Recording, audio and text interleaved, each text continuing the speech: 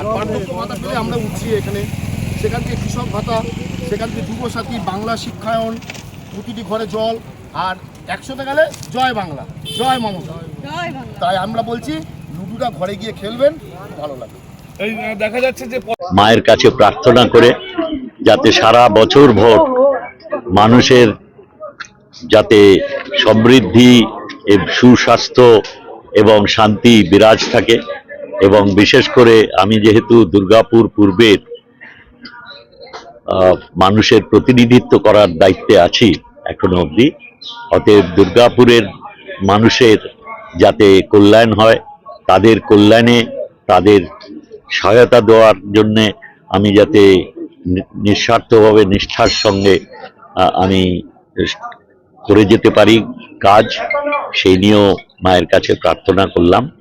এবং যাতে সকলে সুস্থ থাকেন, তাদের শান্তি এবং সমৃদ্ধি বজায় থাকে, এবং আমাদের নেত্রী যেভাবে 106টি জনমুখী প্রকল্প পশ্চিমবঙ্গে চালু করে তা অব্যাহত রেখেছেন, তা যেন অব্যাহত থাকে, মানুষের অধিকার যেন আমরা সুরক্ষিত রাখতে পারি, এই প্রার্থনা করলাম। কিন্তু স্যার, ভারতীয় জনতা পার্টিতে ইতিমধ্যে আপনাদেরকে একটা তকমা দিয়ে দিয়েছে যে আপনারা হিন্দুত্বের বিরোধী, তারা হিন্দুত্বের ধ্বজাধারী।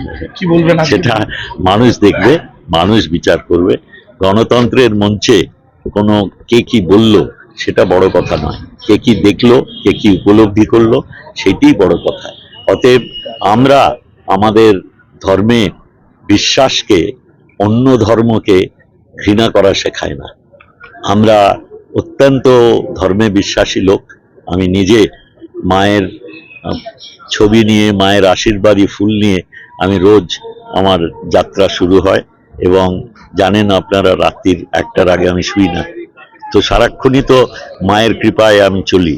কিন্তু অন্য যারা ধর্মে বিশ্বাসী, তাদের কোনোদিনও মনে হয়নি যে তারা ভিন্ন গোত্রীয়, অতএব তাদের কোনোভাবে ঘৃণা করা বা বঞ্চিত করার কথা আমাদের মাথায় আসেনি। আমার ইউনিভার্সিটির রুমমেটও ছিল একজন অন্য ধর্মের ভাই, আফাজউদ্দিন আহমেদ, মুর্শিদাবাদের ছেলে। আমরা তো কোনোদিনও ভাবিনি যে ও অন্য মানুষ, আমি অন্য মানুষ। আমরা বড়দিন এর উৎসবে তো সব বাঙালি আজকে গ্রামে গঞ্জে আজকে বড়দিন পালিত হয়। তার মানে কি তারা সব বিধর্মী হয়ে গেছে? আমরা ঈদে দেখেছি মানুষের সঙ্গে আলিঙ্গনবদ্ধ হয়। সেখানে যে যারা ওদের মুসলিম ধর্মে বিশ্বাসী নয়, তারা ওখানে অবাঞ্ছিত, এ তো নয়।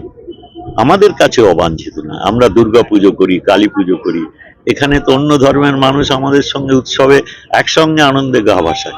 এটি তো আমাদের সম্প্রীতি, এটি তো আমাদের ঐতিহ্য, এবং সেইটা বজায় রাখার জন্য তৃণমূল কংগ্রেস বা মা মাটি মানুষের দল সর্বসময় আগ্রহী। তাতে যদি কেউ আমাদের ভুল তকমা দেয়, সেটা তাদের রুচির ব্যাপার, তাতে মানুষের মনে কোনো দ্বিধা জন্মায়।